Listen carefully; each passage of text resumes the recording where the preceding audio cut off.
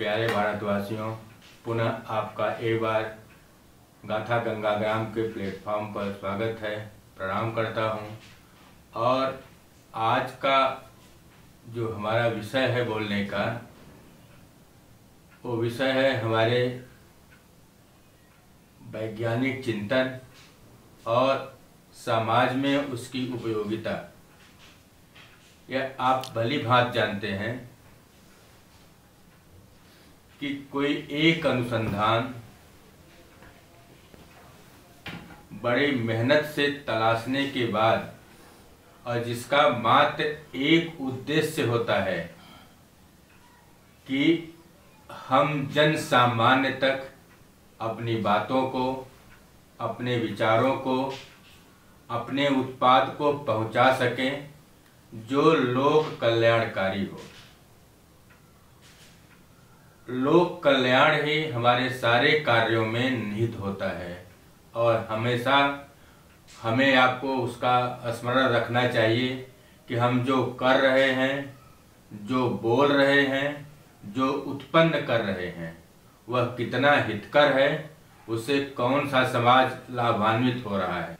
वैज्ञानिकों ने बहुत प्रयास करके आपके हाथ में जो विधा दी है, कैमरा दिया है, प्रिंट मीडिया दिया है, इलेक्ट्रॉनिक मीडिया दिया है, उसका एक मतलब है। और आप रात दिन मेहनत करके सत्य को समाज के करीब ला रहे हैं। आपका यही प्रयास है कि सत्य से समाज को रूबरू कराना।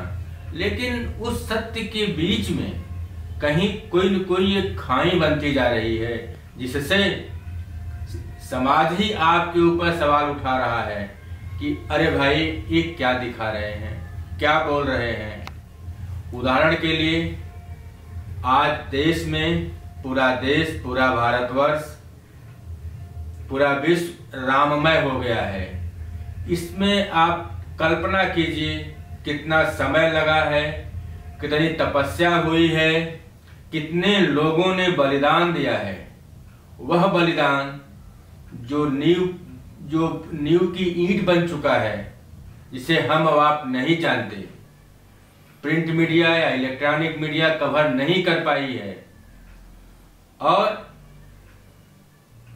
इतने संघर्ष के बाद आज जो कबूरा, जो कलश, जो राम का विग्रह हमारे आपके सामने प्रस्तुत होने वाला है, जो अवतरण हो रहा है भगवान राम का कि राम आ रहे हैं, और तो इसमें हर व्यक्ति का अपना योगदान होता है। लेकिन चाहे प्रधानमंत्री हों, चाहे मुख्यमंत्री हों, सब लोग बड़े मनोयोग से लगे हुए हैं कि इस भगवान के आगमन का किस तरह से स्वागत किया जाए।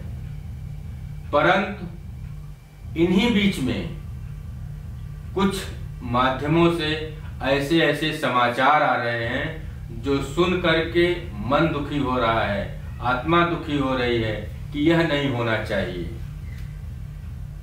जैसे ही प्राण प्रतिष्ठा की बात प्रारंभ हुई तो इसमें संत समाज, प्रशासन, लोक समाज, शासन सब अपनी अपनी सहभागिता दर्ज कराना चाहते हैं, क्योंकि उस चराचर ब्रह्मांड के नायक भगवान श्री राम का आगमन हो रहा है। वे अपने नए प्रासाद में उनका स्वागत होगा। तो कुछ चीजें हैं जो हमारे आपके हाथ में नहीं है। जैसे आज भारतीय जो तिथि है, इसका निर्धारण कोई व्यक्ति नहीं करता है। यह हमेशा स्मरण याद रखिए कि भारतीय तिथियों का निर्धारण कोई व्यक्ति नहीं करता है।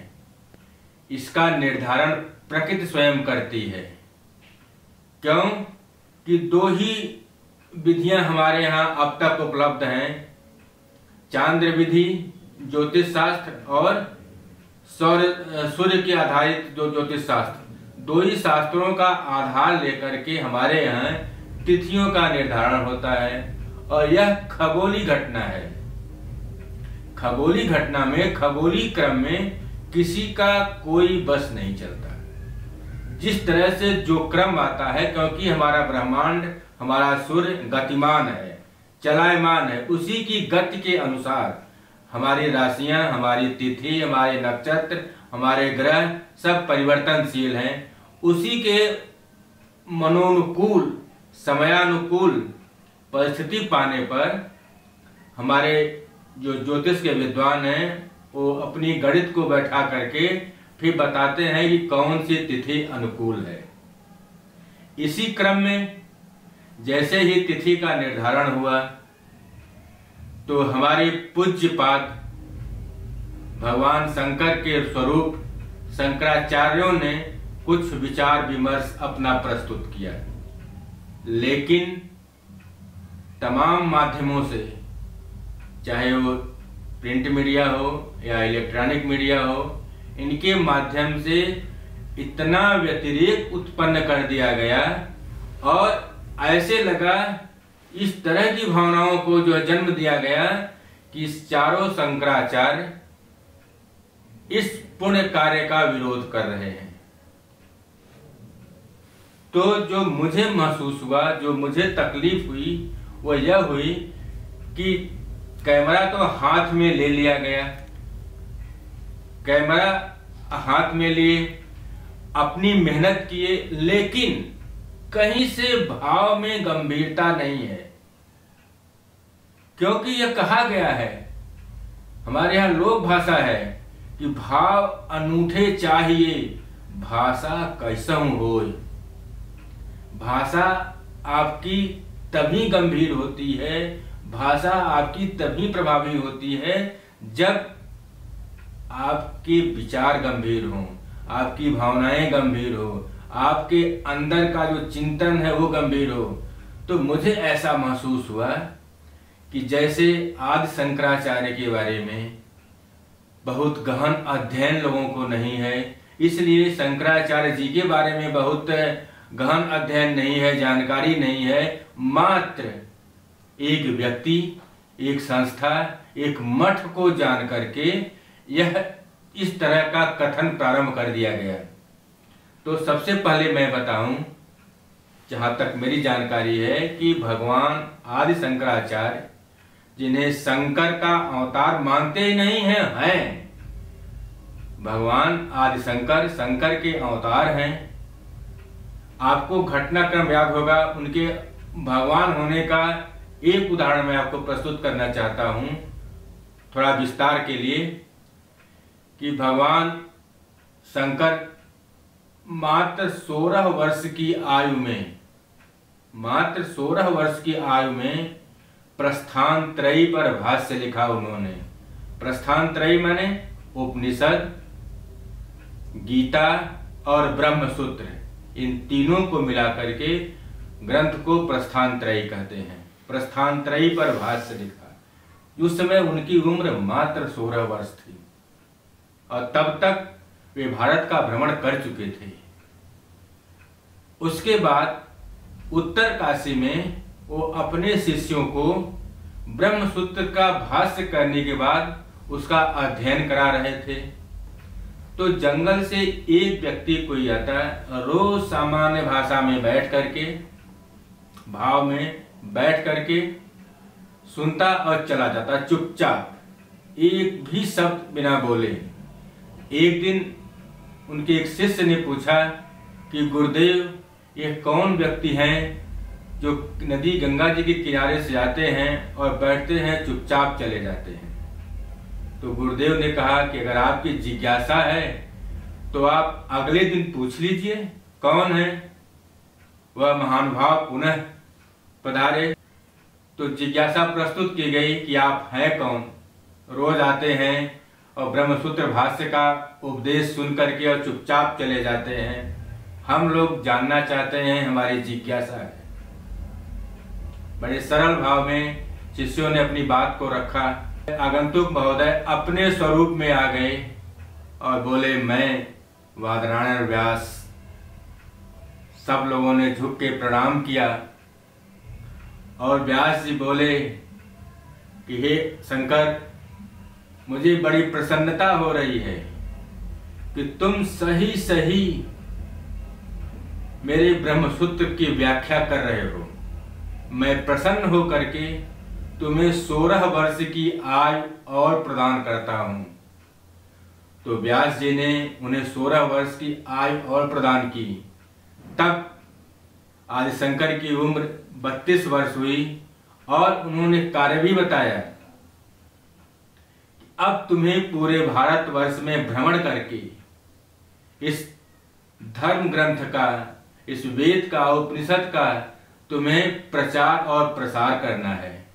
बाद में आदिशंकर ने वही किया।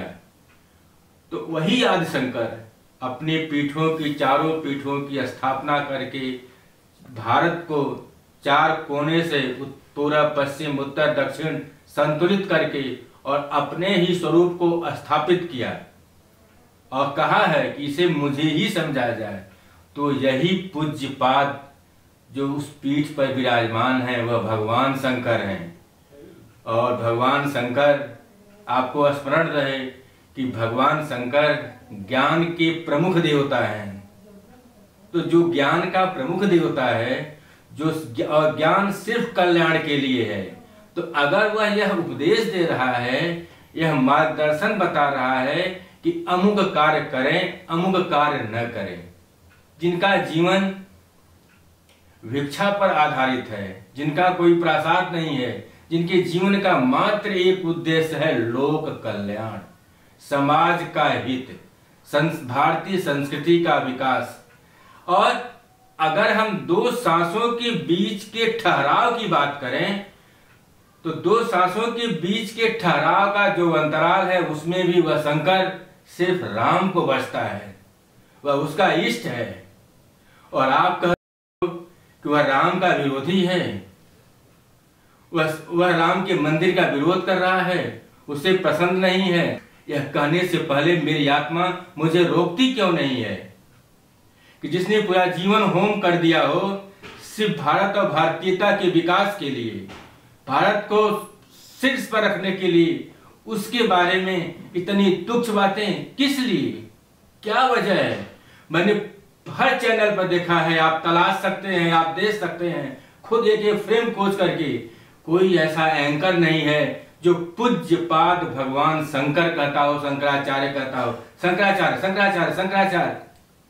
जैसे लगता है कि किसी विभाग का, किसी जो है कंपनी का कर्मचारी है, शंकराचार्य शंकराचार्य। अरे ये कौन सी भाषा है? पूज्यपाद शंकराचार्य कहने में क्या आपकी जीवा, क्या आपकी आत्मा, क्या आपकी चेतना, क्या आपके अंदर की बैठी हुई भारतीयता आपको रोकती है? भगवान को भगवान कहने में आपको कष्ट होता है? स्मरण रखिए कि सत्ताएं आती हैं, चली जाती हैं, लेकिन धर्म नहीं जाता, संस्कृति नहीं जाती। भारतीय संस्कृति पर कितने आक्रमण हुए हैं, लेकिन भारतीय संस्कृति को इन्हीं ऋषियों ने अपने तप के बल पर आज तक रोक रखा है। किसी राजा ने किसी संस्कृति का विकास नहीं किया है, राजा ने संस्कृति का दोहन किया है, उसका पोषण नहीं किया है। लेकिन आज उसी को इस तरह के शब्दों से लांछित किया जा रहा है, अपमानित किया जा रहा है और कहा जा रहा है कि वो उनको उनके इष्ट से ही नफरत है। यह बहुत दुखद है, ऐसा नहीं होना चाहिए। अब तो ऐसा लगता है जैसे गोस्वामी तुलसीदास जी ने लिखा है कि तुलसी पावस के समय धरी कोकिलो मौन, अब तो दादुर बोली हैं, हमें पूछी है कौन। अगर कोई तुलसी के मन में, तुलसी के विचार में राम के प्रति घृणा का महसूस करे तो उससे बड़ा निकृष्ट कौन हो सकता है। यह बातें, यह विचार जो कहा गया है वह बहुत ही गलत है, अनर्गल है। अगर वह हमारा मार्गदर्शन कर रहे हैं, हमें तिथियों का सुझाव दे रहे हैं और उनका मात्र इतना कहना है, हमारे चारों पीठों पर बैठे पूज्य पाद भगवान शंकर का, शंकराचार्य का, कि अमुक तिथि उचित नहीं है, अमुक तिथि उचित है, इससे लोक का कल्याण होगा, लोक का हित होगा, तो क्या उनको इतना कहने का भी अधिकार नहीं है? इतना कहते ही उनके तेवर बगावती हो गए। हमने स्थापित कर दिया, किसी ने नहीं कहा, स्वयं उन्होंने कभी कुछ नहीं कहा। लेकिन हमने शंकराचार्यों को, चाहे वह रामानंद के हों, चाहे वह शैव संप्रदाय के हों, चाहे शाक्त संप्रदाय के हों, और चाहे हमारे महामंडलेश्वर हों, हमने उनको अपने अपने ग्रुप में बांट दिया कि अमुक पार्टी के हैं, यमुक पार्टी की हैं, यमुक। उनको पार्टी से क्या लेना देना है? न उन्हें चुनाव लड़ना है, न उन्हें सत्ता लेनी है। वो तो सिर्फ धर्म का दंड लेकर के अपने अपने ही जो अनुशासन से अनुशासित हैं और आपके लिए तप कर रहे हैं, उनके ऊपर इस तरह की बातें करना, इस तरह की ओछी हरकतें करना। और जहाँ तक आप लोग कहते हैं कि अमुक पीठ तो न्यायालय में है, केस में है, इसे तो आप ही ने बनाया है केस में। आदिशंकर ने थोड़ी केस में भेजा था, कोई शंकराचार्य जो है नहीं गया केस करने के लिए। जब आपने उसमें अवरोध उत्पन्न किया है, बलात्, तो उनका तो धर्म को लड़ने के लिए, धर्म को स्थापित करने के लिए, धर्म की ध्वजा न गिरे, वो तो इसके लिए है ही है। आप जहां कहो वो धर्म के लिए कहीं चले जाएंगे। हमारे पूज्य बात भगवान ने कहा था, गुरु ने, कि अरे हम तो साधु हैं, मुझे धर्म के कार्य के लिए कहीं ले चलो, पेट भर भोजन दे देना हमको खाने के लिए, या जो आपके पास होगी मैं उतने में ही दिन भर आपका कार्य करूंगा और शाम को अपनी कुटिया में लौट आऊंगा। तो क्या इतने उच्च विचार को हम इस तरह से बांट दें? यह कदाप ठीक नहीं है, और यह हमारे लिए, देश के लिए, संस्कृति के लिए, सभ्यता के लिए, आने वाली पीढ़ी के लिए बहुत ही कष्टकारी है। वो जो समाज असंतुलित हो जाएगा, हमारी व्यवस्था असंतुलित हो जाएगी, उसे संभालने में फिर हमें पीढ़ियां हमारी कुर्बान हो जाएंगी। तो अपनी पीढ़ियों को बचाने के लिए, अपने राष्ट्र को बचाने के लिए आप अपनी भाषा को, अपनी शैली को, अपने विचारों को ऐसे रखिए कि उसका प्रभाव जाए। क्योंकि मूल उद्देश्य यही होता है कि हम जो कुछ भी कर रहे हैं या कह रहे हैं, उसका प्रभाव जाना चाहिए किस पर? समाज पर, और समाज उससे एक सकारात्मक उपयोग कर सके उस ऊर्जा का। और इस तरह का नहीं कि हम कुछ भी बोलते रहें सिर्फ इसलिए कि हमको बोलना है। आदमी को बोलने से पहले कहा गया है कि 100 बार सोचना चाहिए कि हमें क्या नहीं बोलना चाहिए। यह हमारे भारतीय संस्कृति का सिद्धांत है कि हमें 100 बार सोच के बोलना चाहिए कि हमें क्या नहीं बोलना चाहिए। तुलसी इस संसार में भांति भांति के लोग, सबसे हंस मिल बोलिए नदी नाव संयोग। क्योंकि बिना नदी के नाव नहीं और बिना नाव के नदी नहीं, इसलिए हमें परस्पर एक दूसरे के सहयोग से अपनी बातों को कहना चाहिए और अपनी बातों को रखना चाहिए। तुलसी ने तो यहाँ तक कहा, तुलसी जग में आय के सबसे मिलियो धाय, ना जाने किस वेश में नारायण मिल जाए। तो नारायण हमारी संस्कृति के, हमारी सभ्यता के, भारतीयता के मूल में है। हम उसी नारायण का स्मरण करके अपने जीवन को धन्य करते हैं, अपने जीवन को, अपने समाज को, अपने संस्कृति को आगे ले चलते हैं। मेरा आपसे मात्र एक निवेदन है कि हमें कुछ बोलने से पहले, कुछ कहने से पहले हमें सोचना चाहिए उसका क्या। अगर हम दर्पण हैं, कहते हैं कि साहित्य समाज का दर्पण है, मीडिया वह दर्पण है, वह आईना है जो अंदर है वही बाहर दिखाना चाहती है। तो आप दिखाइए, आप बताइए कि आपकी संस्कृति, आपके ऋषि, आपके मुनियों से जो पोषित है वह कितनी समृद्ध है और सतयुग से चली आ रही है, जिसे तपस्वियों ने तप करके उसे यहाँ तक ले आया है। तो उसे आप आगे विखंडित न करें। जो जैसा है उसको वैसा सम्मान दें, वैसा आदर दें और अपनी बात को भी रखें। भगवान राम ने भी यही कहा था कि जो अनीत कछु भाखौ भाई, सो मुहि बरजेऊ भय बिसराई। कि बिना भय के अपनी बात को आप कहिए और हमारे तो ऋषि मुनि साधु संत शंकराचार्य इतने सहज हैं, उनका कोई प्रोटोकॉल नहीं होता। उनसे आप जब चाहो जहां चाहो मिल लो, अपनी बातों को आप कह सकते हैं, अपने विचार को रख सकते हैं। और मैं आपको पूरा भरोसा दिला रहा हूं, आप किसी भी शंकराचार्य से जाकर उनके मठ में मिलिए, उनसे बात करिए, उनकी सहजता को, उनकी सरलता को, उनकी सौम्यता को और उनके द्वारा दिए गए विचार आपको इतने प्रिय लगेंगे कि आपकी जो अंतर की चेतना है वो जाग जाएगी।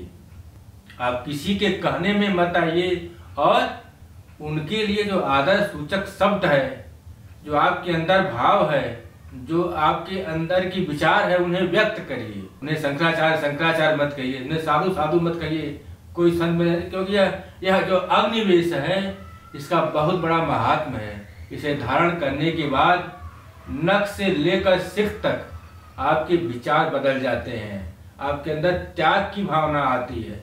हाँ, वो अलग बात है कि इस रूप में कुछ बहुरूपीय भी हैं, उसे पहचानना भी आपका कार्य है और उन्हें अपनी शालीनता से बताइए कि आपके इस बहुरूपीयपन से हमारी संस्कृति, हमारी सभ्यता, भारतीयता को नुकसान हो रहा है। आप इसका परित्याग कर दीजिए, उन्हें बढ़ावा मत दीजिए।